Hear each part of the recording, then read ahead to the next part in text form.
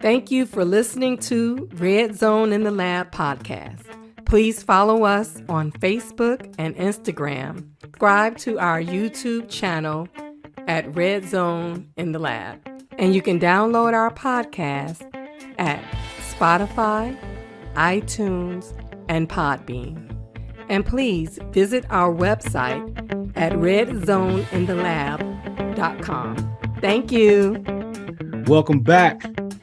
This is Red Zone in the Lab podcast. I am Dion Deuce Blackney, and today we are joined by NBC Sports Mitch Tischler. Thank you so much for joining today. It's such an honor to have you. I'm happy to do it. How you doing today? I'm doing good. How you holding up? Loving this weather outside today. Let's get rid of the 95 degree days. Let's keep the 75 degree stuff here. Had a lot of stuff from Ashburn today. Has it had y'all tied up? I mean, I wish I could say that I'm surprised, but we always have stuff going on in Ashburn. There's always statements or Congress or lawyers or whatever going on. So never a quiet day around these parts. All right, so let's learn a little bit more about Mitch. Are you actually a Washington fan?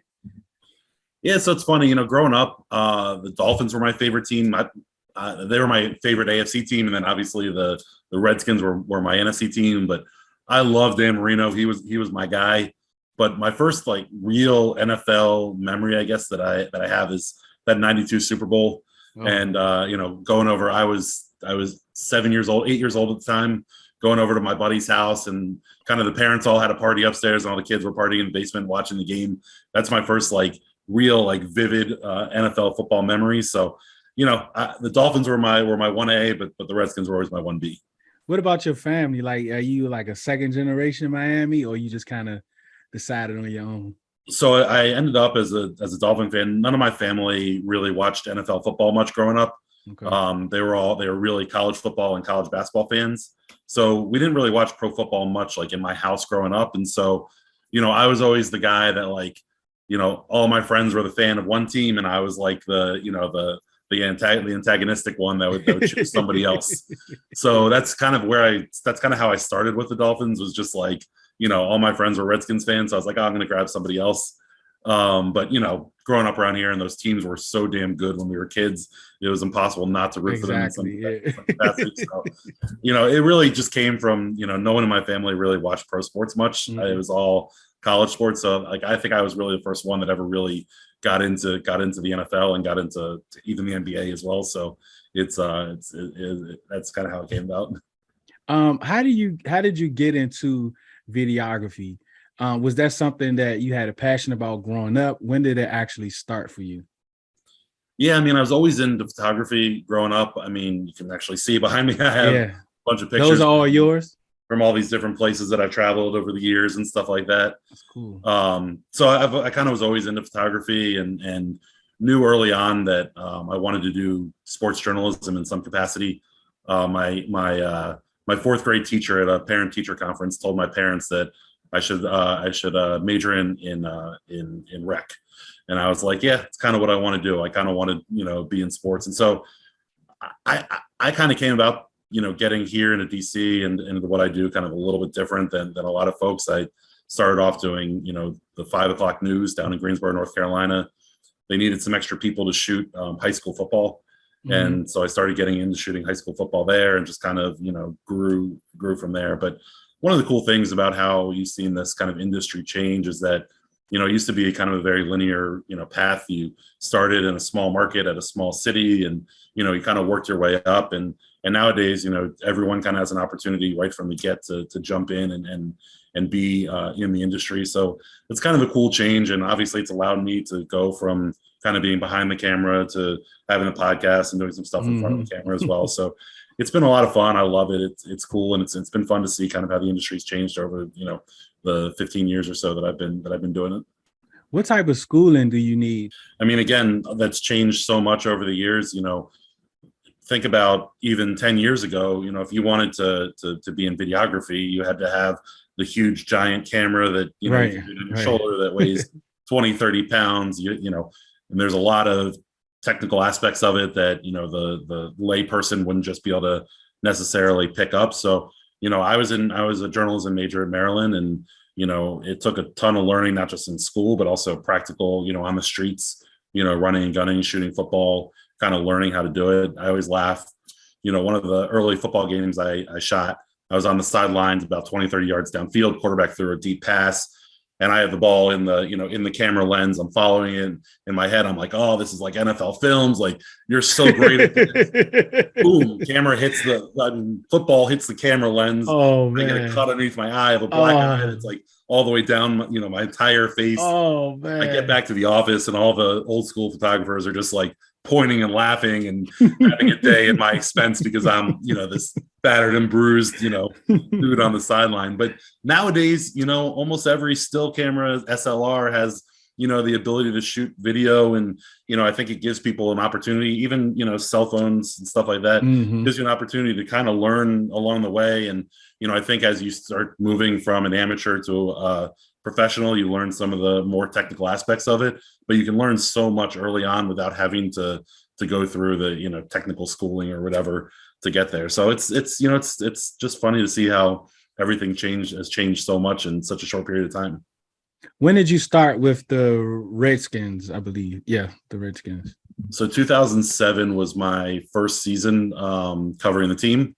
But right at training camp, I got sick. I had a bad eye infection. And that was with NBC? We were Comcast Sportsnet back then. Well, Comcast Sportsnet. But yeah, it's the same right. thing. But so 2007 was supposed to be my first year. I got sick. I ended up having to miss most of the season. So really 2008 was my first full season on the beat, and haven't looked back since. How was that experience to be able to cover an NFL franchise? Dude, it was crazy. I mean, there are so many days that are, super long days and hard work. Game days are awesome, but at the same time, for a 1 o'clock game, I'm at the stadium at 6:45 in the morning. I probably don't get home until 9 o'clock at night, usually, sometimes later, depending on, how busy we are or whatever. And there are days that, you're like, man, this is just, I'm tired. I'm tired. This sucks or whatever. But you also are sitting there on the sideline during a game with, 50,000 fans in the stands, and the game that you grew up watching happening 8 feet in front of you. And, you got to take those moments and remember how damn cool it is. It's awesome. I mean, you just learn so much along the way. Early on, the first couple of years, you're just kind of a bystander, a little bit behind the scenes, behind the camera, kind of taking in everything that's happening. But you get to know some of the people around the team, get to know some of the players, some of the coaches, some of the staff, and you learn so much about the sport of football and kind of, about the NFL in general, just, being in and around those people, that it's really been cool kind of going from, enjoying the game, from a fan perspective and watching it and loving everything that you see, and then kind of understanding a lot of the nuance and a lot of the things that you wouldn't necessarily pick up on, if you didn't have kind of that insight. And it's something because you go from there and then you start getting into the podcast and podcasting. And I can remember, I think it was around the early times of you all's podcast, and in the beginning, they used to always say, well, Hockey Mitch is not here. Hockey Mitch is doing this hockey thing. What was that about? Like, were you covering, you was also doing the cameras for the Capitals? Yeah. So early on, the Redskins were always my main beat, but then I also was covering Caps and Wiz and Nationals. Okay. I used to go down to spring training every year, but the Caps I would really only do when the Caps were in the playoffs. Is I would get called in, as a relief to help out our guys on the Caps coverage. And so the Hockey Mitch thing happened during the Caps Stanley Cup run, because all the other years I might miss, a couple days or a week or whatever, because the Caps were out in the first round of the playoffs. Right. That year, that was a 2-month run through the playoffs. And so I was really trying to balance, playoff hockey and being around that stuff, as well as being around the team and, OTAs and minicamp and all the things that are happening during the offseason. So, Pete and JP and Rich Chandler at the time, they never, as anyone who listens to our pod, no one ever takes a second off to not give somebody a hard time. So that was their spot. But, Hockey Mitch. I mean, hell, being behind the scenes as the team was hoisting the cup on the ice in Vegas, and then, at the clubs afterwards with them, and the fountains in DC and all that. I mean, yeah, that's what I was going to ask. Like, how was that for you, that experience? dude, it was so cool. I loved it. And so many times as these things were happening, all I could think about was like, man, imagine if this was the Redskins, Washington football team, Oh, Commanders. Like I knew some of the Caps players and some of the folks around the team, but like nothing like the Commanders now. And you just think about how much that city exploded for the Caps Stanley Cup run. And no offense to the Caps fan base, but this Commanders fan base, if this team ever got to the point that they were making a run through the playoffs and potentially, Super Bowl, I know what it was like in the, late 80s, early 90s when the team was great and everyone was going nuts. Obviously older fans know what it was like, really remember what it was like with RFK bouncing and the seat cushion game and all those, incredible, things that, bring goosebumps to your arm or whatever. I just think about like, imagine if the team I was covering could ever get to that point. And it was awesome. And just, a story of mine, I lived on 19th and Gale Street, which is it was the one-way street, is about 2 blocks away from RFK. So where I live was like a main pathway of exiting, from the stadium. And oh man, when they coming out, bonk, bonk, blowing a horn, everybody going completely nuts. And you can hear the stadium from so far away how I used to be rocking, man. And my mom, somehow, I think I was about 11 or 12, somehow she was working at the stadium. She got me a job there, and I was doing I think it was Pepsi's or Coke at that time. So I was the soda boy walking down, selling sodas. Or dude, whatever. I was a beer man. Yeah, really? In college. Excuse me. For me, that was an awesome experience to be in that stadium because, around beginning of fourth quarter, before then, they call everyone back and they pretty much stop serving. I guess you just stand right there in the little doorway and just watch. It was awesome. It was awesome. I used to do this. I used to do the same thing. I went to, before college, I went to one NFL game that my buddy who had season tickets invited me to in, probably 1995 or something like that, whatever year it was.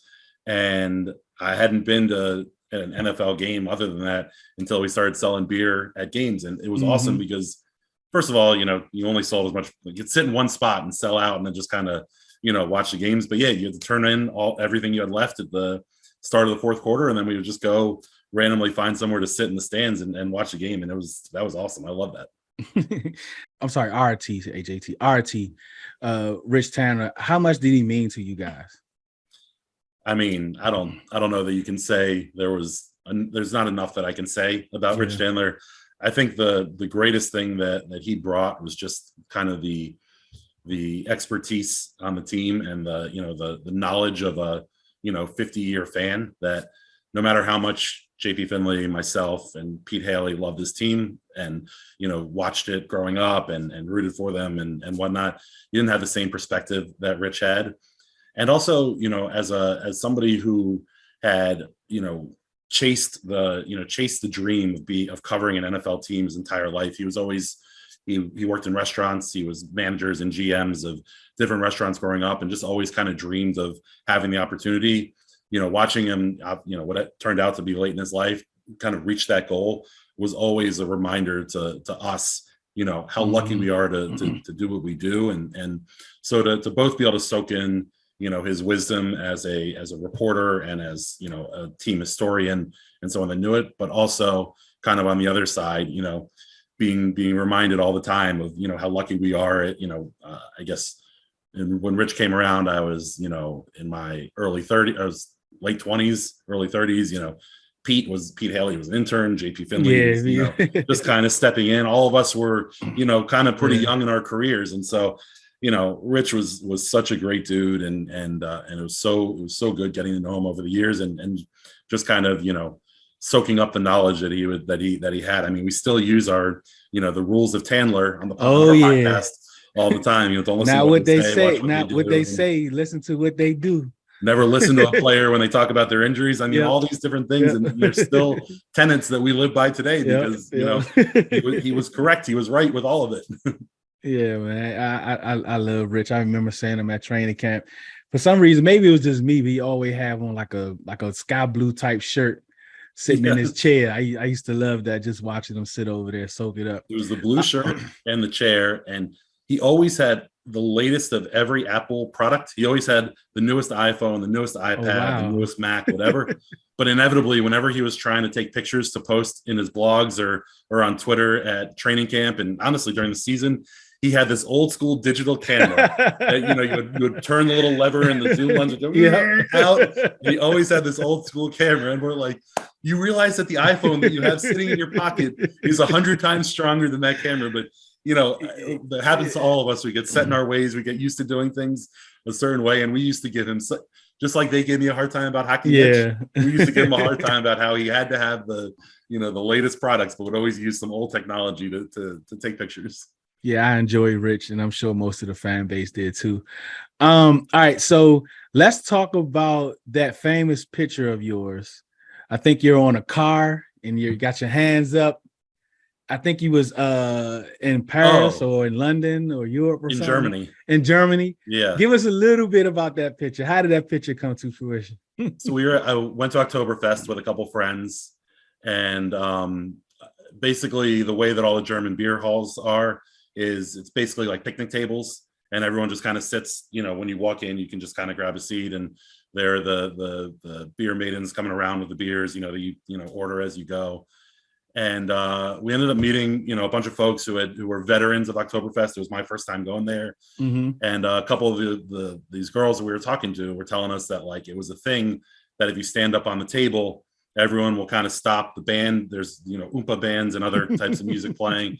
The bands will stop playing and everyone will turn and, you chug your beer and everyone will cheer for you. Or if you can't finish your beer, they start throwing pretzels or radishes or whatever they have at you. And so we'd been there most of the day, and these girls were talking me up, like trying to get, my friends were telling them how good I was at chugging beer, and they're talking me up, trying to get me to do it. And finally I, kind of stood up on the table, and I like to have a little fun and maybe sometimes be a little bit of a showman. So I was, kind of calling the crowd to cheer louder and, get into it. And I chugged my beer, and when I got done chugging, I just kind of held my hands out with the empty beer mug, like, come on, like, I want to hear the cheering. And a buddy of mine snapped a picture, posted it, and I think it helped that a little bit later that day we ended up recording a podcast, and I was, maybe not 3 sheets to the wind, maybe like 6 or 7 sheets to the wind at that time. So I think it all kind of culminated together at a singular moment, and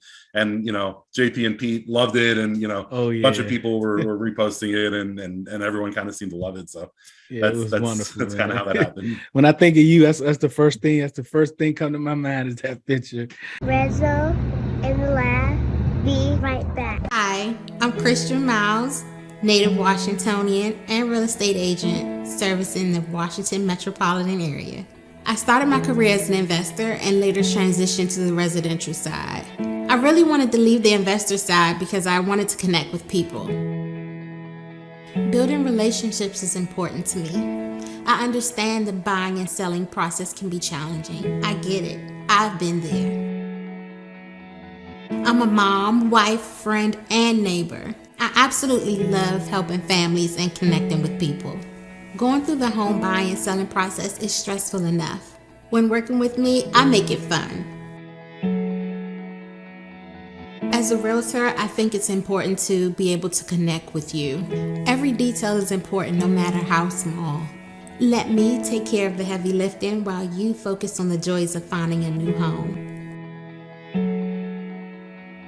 Something I live by: people may not remember what you said, but they will always remember how you made them feel. With me, it's an experience.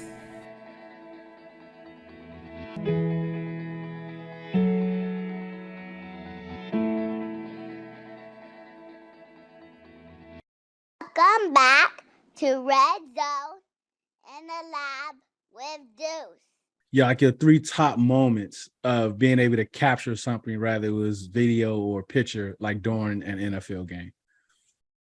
Yeah, well, definitely the biggest play in the entirety of the however many years it's been, 15 years of covering the team, was RG3's run, 76-yard run against the Vikings. I was at about the 20-yard line or so, and RG3 comes around, breaks around the left edge, he gives a little juke, makes the corners, running down the sideline. You see you see Kyle Shanahan and the other, or maybe it wasn't Kyle. Yeah, it was Kyle. And the other, coaches kind of running down with him, arms in hand. I mean, that was the kind of the seminal moment of my time around the team. That was, the number one biggest one.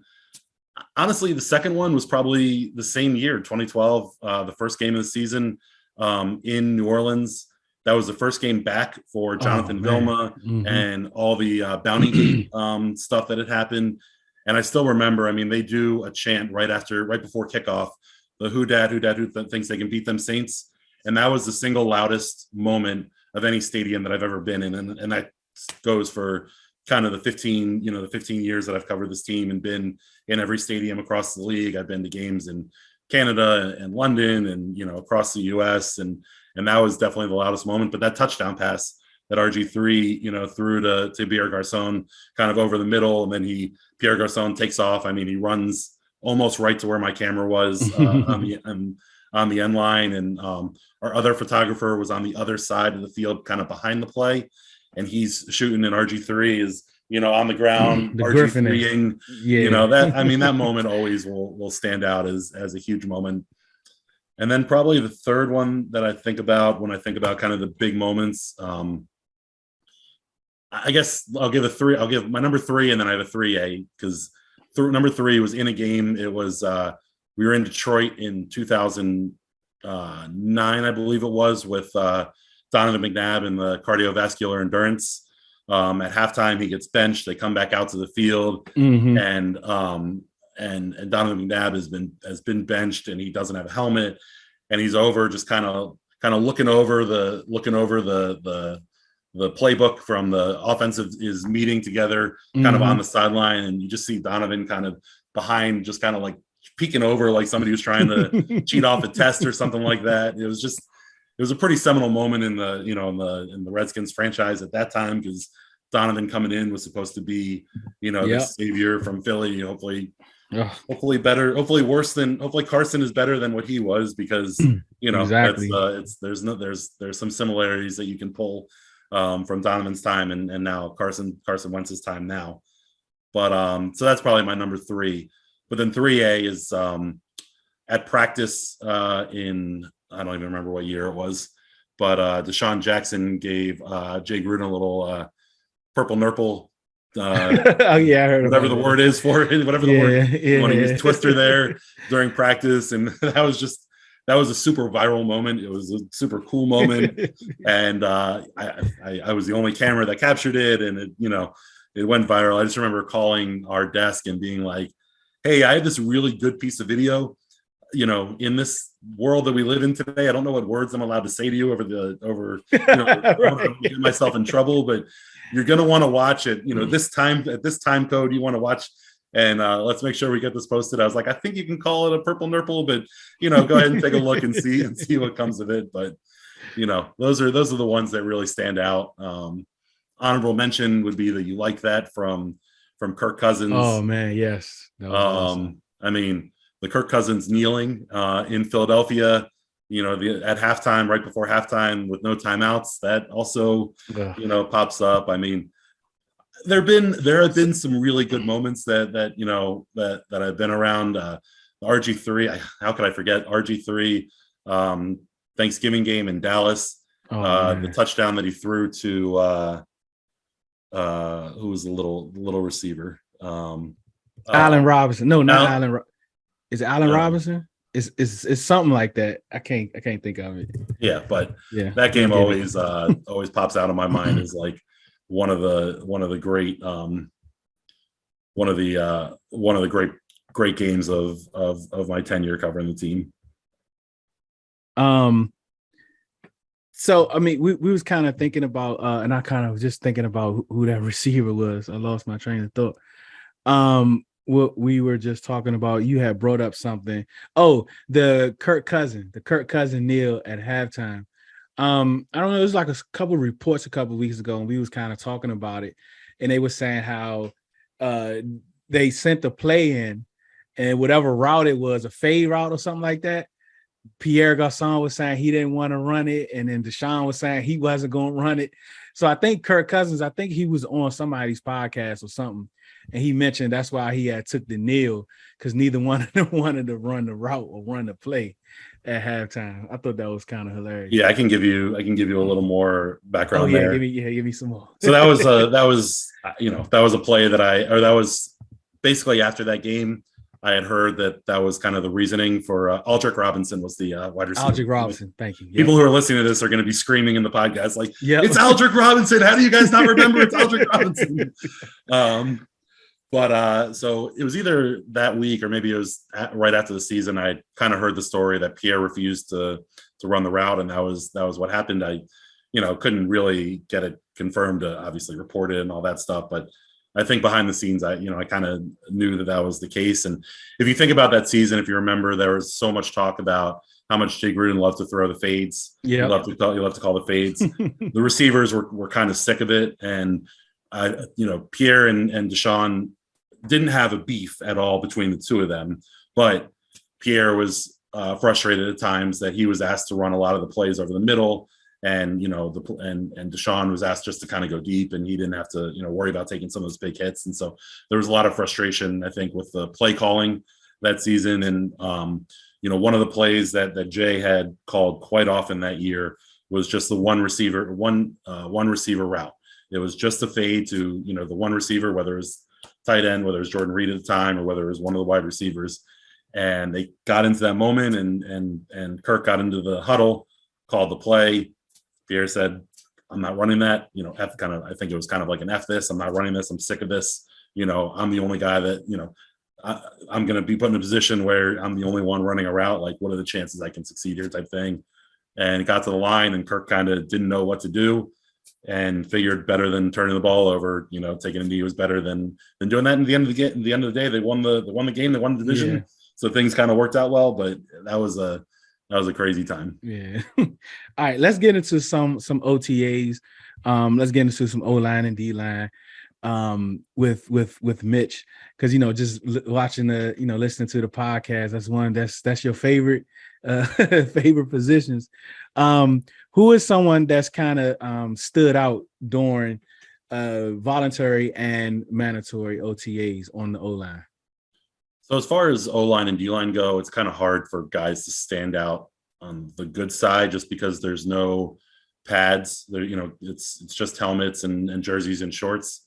So, especially for the O-line, it's tough for guys to get their hands on, really get their hands on and be physical and stuff like that, especially with, some of the rules on physicality during camp. So it's a little hard to necessarily, pull out guys who looked great, but certainly Andrew Norwell being the first time that we got a chance to see him, and Trey Turner as well. It was good to see those two working. And I think, kind of big picture, and maybe not necessarily for camp, the importance of a guy like Wes Schweitzer, with Chase Roulier still working back from his ankle injury, which we now found out, had 3 surgeries, associated with it.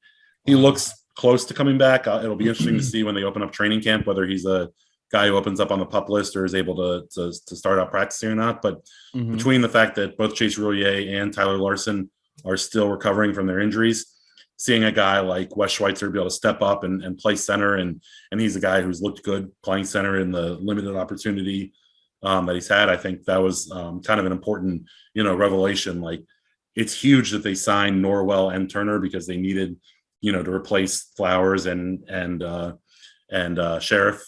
But also at the same time, with your top 2 centers, working back from kind of major injuries at the end of the season, middle end of the season last year, having a guy like Wes Schweitzer that can both be your backup guard when necessary, as well as step in and be a center as well, is important. So Wes Schweitzer is a guy that I guess I would say kind of stood out. Do you think, how much, like on a scale from 1 to 10, is Trey Turner going to be able to replace Brandon Sheriff? It's certainly not going to be apples to apples. When Brandon Sheriff played, he was, one of the best. He's one of the best guards in the NFL. Obviously, had a bunch of injuries and missed some games, which is always tough. Honestly, I'd expect kind of the same from Trey Turner. I'd be surprised if he's able to play, all 16 games. He's a guy who's dealt with injury trouble in the past. But again, pointing back to Wes Schweitzer, I think that's why having solid backup guard like that is important. I mean, honestly, you can look on the outside and talk about Cornelius Lucas in the same way. Yeah. You know, Charles Leno played every snap last year at tackle, which is incredible to happen. I don't know that you can necessarily expect that that's going to be something that's going to be a trend that continues. Sam Cosmi obviously dealt with some injuries on the outside last year too. So, you know, I don't think the guards are necessarily going to be, you know, have the same PFF grade, which I take some, you know, some you take with a grain of salt in some regards. But I think having both of those guys step in as veterans who can step in and play, I think is important. And you're going to see the offensive line, you know, continue to play at a pretty high level there. I don't think that's going to be a big step back with either of those guys there. What's your view of Sadiq Charles? Sadiq Charles, I know you all not every practice as far as the voluntaries, but is he getting more work at guard? Is he getting any work at tackle? What looks like to be the plan with Sadiq Charles? So we just did on our podcast today, risers and fallers from OTA minicamp, and Sadiq was one of my biggest fallers. He didn't look particularly good. You know, coaches yell all the time about staying on your feet during OTAs and minicamps. You know, you don't want to get anyone injured. You don't want to get anybody hurt. And Sadiq was a guy who was just on the ground a lot. And it's tough for him. And, you know, we kind of started looking at when you start looking at the O-line and, you know, how it's going to play out. They're probably going to keep, you know, 9 or at the most 10 O-linemen. You know, you have your 5 starters, assuming Chase Roullier, Norwell, Turner, Cosmi, and Leno as your 5. You know, Wes Schweitzer and Cornelius Lucas are both in. Probably since Tyler Larson looks like he's a little further away. Either Tyler Larson or Keith Ishmael is 8 right there. They drafted Chris Paul. Granted, he's a 7th rounder, but you know, that's somebody that you're probably going to keep. You're at 9 right there. And that 10th spot, if there is 10, is all of a sudden Sadiq Charles, you know, who knows, you know, signed Willie Beavers as another tackle. You know, they have, you know, Nolan Laufenberg. There's some other dudes there who are around. John Toth is another one. I mean, there are some other names around there, and Sadiq Charles will always have value because he is a guy who can step in and play both, you know, guard and tackle. And certainly, you know, if you listen to Ron Rivera enough, he talks about positional flex. So I'm not saying that, you know, he's definitely, you know, off the roster or something like that, but he's a guy who's going to have to perform in camp. He's a guy who's going to have to step up and play well to secure a spot there, because it's certainly up in the air, you know, what's going to happen there, especially when you consider kind of the injury situation at the top of the at the center position. Yeah, because Tyler Lawson and Keith Ishmael, I mean, when they came in last week as a reliever, like we all know, we went through 5 centers last year. Yeah. But, you know, they were playing pretty good. I mean, even John Toth, who came in, you know, so then I guess wherever we are with Roulier, I guess that's something that we have to kind of consider. So that's kind of surprising to hear that about Sadiq Charles, but they kind of been, you know, he's kind of been someone every year that say, hey, can he actually take this extra step? And just hearing from you, it doesn't seem like that he was able to do that. Now, all that being said, we do have to, just as a reminder, minicamp OTAs. Oh, exactly. We said it, you know, it's, I mean, somebody being on the ground a lot, that's not good. I mean, if they on the ground with shorts and t-shirt on, they gonna be on the ground with pants. It's certainly not a good thing, but it doesn't mean that's, you know, that is who he is, or that is what it is. I think, you know, we got to remember OTA minicamp is different than when we get to training camp and they're in pads and they're hitting and they're able to be a little more physical. So I think for me, he was a faller during OTA minicamp and someone to keep an eye on as we start moving towards training camp and preseason and all that, because he's somebody who's definitely fighting a numbers game there on the offensive line. Looking at like the players, you know, the 9 that you kind of mentioned and just their projection from last year, how confident are you in the offensive line for this upcoming year, or do you think we need to add some more pieces or some more competition? No, I think they're in a good spot for this year. I don't think there's going to be much to add. I think, again, that injury situation at center might, you know, force them to go make a move, if, you know, to go get maybe another guy who can play center guard in case if Larson or Roulier have setbacks and aren't able to kind of start the season. But I think this unit's pretty set, and I think it's a strong unit.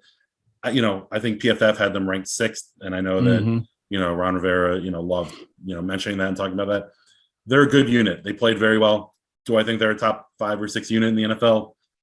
Probably not. I think a lot of those numbers are helped by, Taylor Heineke's ability to kind of run around in the backfield and elude some rushers along the way. And, I think you can look at game script and, they weren't asked to necessarily. I think there are things that you can point to, but they're a good unit. They might be the strongest unit on this team. I think, if there aren't as many question marks at O-line as there are at any other position, at least as far as I, look at strengths. So, I mean, I think they're a top 10 unit. And like I said, I think adding, the 2 vets and Andrew Norwell and Trey Turner is going to be huge in terms of kind of keeping everything moving forward. And a lot of that has to do with, John Matsko and Travell Wharton, who's the assistant offensive line coach. The 2 of those guys do an incredible job of getting people ready. You mentioned the 5 centers that had to start last year, but there was also 5 different guards, I believe, played last year. I mean, there was a lot of moving pieces along the offensive line last year, and they were able to keep everything, moving. And I expect that to continue. So there's not much, there's not a ton that I'm particularly worried about. I don't think we're going to see any of those, massive O-line breakdowns like maybe we've seen. It's been a couple of years since that happened, but we saw in the RG3 kind of Kirk Cousins years, there were some of those times where rushers were just running free. So I think this group's going to be good and ready to go, and I think they're going to continue to perform at a high level. Did Montez Sweat talk at all at the mandatory minicamp? He did. It was the first time we've heard from him in a while, and yeah, I was wondering how he's doing. As far as his, his family and his brother and everything. Yeah, I mean, Montez is a pretty guarded individual. He doesn't, even when he does speak, he's pretty short in his answers, and he was asked about it, and said that it was a tough time and that he's feeling good. He seemed to me the most comfortable that he's been. Since he's been in DC, he was kind of a little more, open and talking to us and not quite as, short as he had been in the past. But, it's an impossible thing to, put yourself in those footsteps. He's going through something, as terrible as that. Plus he had the COVID stuff last year. So, he was isolated a lot from the team and, I would say probably in a lot of ways from his support group. So, he went through a lot last year, and, to say that didn't affect him, when he was on the field is just impossible to say. So I hope that he seems to me that things are better. I hope that things are better and he's feeling good and is ready to go this year. Warren Sapp, man, I think it was I don't know who posted it, but the video of him like talking with you all after practice, I think it was the last day. It just got me so pumped. How involved was he with the D-line? Was he like really involved? Because the clips that we were provided, it looks like he was kind of involved. Oh yeah, I mean, he was very much involved. He posted a picture on Tuesday afternoon on his Instagram of him being there, kind of after practice was done, and none of us had seen him on Tuesday at practice, and I ended up talking to one of our other photographers, and he's like, yeah, I shot some of this dude. I didn't recognize who he was, but he was the most vocal guy on the field. And I was like, that's crazy. It's crazy you didn't recognize him, but that's a different story. Yeah, it wasn't me looking at the video. But certainly, by Wednesday when we were there, he was, in the middle of every drill. He was loud. He was, teaching the guys. He was, keeping the energy up. I mean, he was very much involved. And it's something that he's done, over the years. He was in San Francisco a couple of years ago. Just Zagninia, the assistant defensive line coach, was in. They call him Coach Z. Was in San Fran. Then that's kind of how the two of them. That's kind of how he ended up. That's how Sapp ended up in DC this week. He's not coming in to be a coach. He doesn't have much interest in it. He was very. He must have knew I was going in. Frank about that. But having a guy with that kind of experience, to come out and any little wisdom that he's able to give is incredible. And especially, the funny thing that Sapp said to us was, he's like, Coach Z was a baller of a run stopper. He's like, but what do run stoppers know about rushing the QB? And I was like, he probably says the same thing about you guys. He's like, what does a pass rusher, know about stopping the run? And so it's kind of, you had a little bit of both guys who kind of a little expertise in both different ways. But Warren Sapp calling those guys, he called the interior O-line a bunch of bowling balls, and the edge guys butcher's knives. And I just kind of love these like bowling balls and butcher's knives. He's like, that's how you get after the quarterback. It was fun to see his enthusiasm and his personality come through while he's here. With the skill set that Fedarian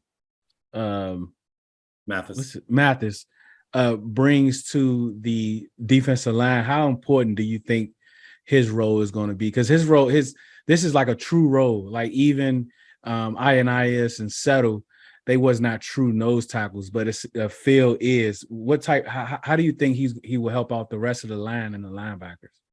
Well, I think he helps out the linebackers most. I think, when you think about traditional defenses, you think about 3-4s, 4-3s. Mm-hmm. Washington doesn't play that. They basically never play with three linebackers on the field. They have the Buffalo nickel at times, which is basically a linebacker. It's funny. I think it was Jack Del Rio actually said, like, hey, like Landon Collins didn't want to be called a linebacker. He essentially played linebacker. Now that term has been used over 1 million times during the all season. Right. So they only play with two true linebackers and either 5 D linemen or 5 guys in the secondary. And, that's how Jack Del Rio and Ron Rivera are going to approach this team and this defense. And so having a guy who's kind of a true nose tackle, a true guy who's used to taking on double teams and did it at, Bama a little bit. I think that he's going to be an important piece because when they go 5 D linemen, you're not trying to hammer a square peg into a circle hole. And so, I think he'll play. I think he'll be on the field a fair amount. I mean, we were arguing about, who's going to, I said, who the starting 11 are, for the defense. And, JP kind of challenged me on, he's like, so who are the 11? I was like, okay, we know who 10 of them are. And it's just whether they start out with 5 D linemen with Fedarian Mathis on the field, or they start out with 5 DBs on the field, and who that, third either safety or corner is, whether it's St. Just or whether it's, one of the young safeties that they picked in the 7th round. So it's a good point, and it's certainly something important. And I think that, he's a guy who's going to be able to help out the linebackers in the run game. And, I think it puts that much more pressure on Jamin Davis and Cole Holcomb to be able to flow to the football because, they should be running free. You think neither of those two linebackers are London Fletcher, are the guy who's going to step up and put their nose in and shed a tackle and make a play. But in London Fletcher's time, you had those big guys in the middle that were taking on double teams and were asked to do that and let London kind of run free on the second level and fill those holes. Having 5 D linemen on the field is going to be that much more important to see Jamin use that speed, to see Cole Holcomb use that speed and get to the holes and be, disciplined and be in the right positions, because with only 2 linebackers out there, the opportunity for big plays are going to be there for running backs if those guys are undisciplined and get out of their holes. A couple more questions, Mitch. What scenario, or is there a scenario where Daron Payne is a commander beyond this year? I mean, is there a scenario? Sure. He could, he goes out and has double-digit sacks and is, an absolute beast. Maybe they could, but at the end of the day, you just got to look at the cap and see how it kind of all plays in. Can you afford to have 2 D tackles? Guys who ultimately play 95% of the time they're on the field between the tackles, on long-term big deals, especially considering that you just had to pick up the 5th-year option for Montez Sweat this year. Next year, you're going to be picking up another 5th-year option for Chase Young, for 2 years from now. And then you're going to have to start figuring out how you pay all these guys. I mean, you can't pay everybody. I know the Rams have done what they've done, and people are like, oh, the salary cap is fake, this, that, and the other thing. The Rams are going to have to, account for their. It's going to come a time for their accounting at some point. Yeah. And you still have to pay a quarterback. You're paying Carson Wentz a ton of money now. If you keep him, you're paying him a ton of money next year. But is he your long-term guy? At some point, you're either going to draft a guy and he's going to be, there's just a lot of money to get wrapped up into interior defensive linemen. I don't think that's a way to succeed in the NFL and in today's NFL. And so, I think that Duran has a lot to prove this year because he's going to be playing for a contract next year. And I expect him to have, a good year in his contract season. I just don't know that you can prioritize, re-signing another interior D lineman to a big dollar deal. Are there any updates on Chase Young's recovery? Not really. I mean, it's smarter of them to keep it vague. I think we can all expect that he's going to start the season on the PUP list. Let's start the training camp on the PUP list and kind of see how it goes. I mean, I think honestly, when you look at the major injuries, I think you're going to have Tyler Larson. I think you're going to have Logan Thomas. And I think you're going to have Chase Young. All three of them definitely starting on the PUP list during training camp. And then potentially Chase Roulier as well. And kind of see how those injuries are progressing and have them come back before the see if they're ready to come back before the start of the season. Otherwise they miss the first, 6 games of the year if they have to start the season on the PUP list. So I don't know that he's going to be ready to go come July 28th when training camp opens, but I know that he's going to give everything he's got to try and be there and try and be ready to go. So as far as the team in its whole, do you have, because I'm still waiting for you all to do your official record projection. I think you all do that like sometime in August. But do you have anything like what's your projection like from right now, kind of looking? How many wins do you possibly think they can have? I'm not as bullish on this team as I've been on teams in the past, and maybe that's good for them because maybe that's good. Wrong. So I think they can get to 10 wins, and I think they can potentially get to the playoffs. I think ultimately, it's another 9-win season for them. I think 9-8 in the NFC is will get you into the playoffs. So I think they'll be there, but I think it'll be another, just kind of squeaking their way in. And, the offense should be better, but there's just so many question marks to me about, what happens across the board. And it obviously starts with Carson Wentz and, what player he is, but also Curtis Samuel, what happens with him. Antonio Gibson had the fumbles and the injuries last year. I don't expect the fumbles to be a thing with him, but, it's easy to dismiss him until he's putting the ball back on the ground. And Brian Robinson's a rookie. There's a lot of things to like. And if you're, only looking on the optimistic side of things, I think you can see, this offense being, as good as the 2015, at least as good as the 2015 offense, and maybe as good as the 2012 offense if, things really start clicking. I don't know that I'm the biggest Carson Wentz believer, but he certainly has way more physical tools than any quarterback that this team has had since Kirk Cousins, but maybe even RG3 in that 2012 season. So, there's a lot of things to be positive about. I think they're going to have a winning record. I think they're going to take a step forward from last year. Is it going to be big enough to have everyone excited about the direction of this team? We'll have to see. Yeah, buddy. That is Mitch Tischler. You want to drop any of your handles and where we can find the podcast? Yeah, both Twitter and Instagram at Mitch_Tischler. And we're still the Washington Football Talk podcast, anywhere you get your good podcasts from. Thank you so much for joining us today, Mitch. We really appreciate it. Absolutely. Happy to be here. This is Red Zone in the Lab podcast. Thank you all for listening. Thank you for watching. See you soon. One beat, one sound, one heart, one love. Thank you for listening to Red Zone in the Lab podcast. Please follow us on Facebook and Instagram. Subscribe to our YouTube channel at Red Zone in the Lab. And you can download our podcast at Spotify, iTunes, and Podbean. And please visit our website at redzoneinTheLab.com. Thank you.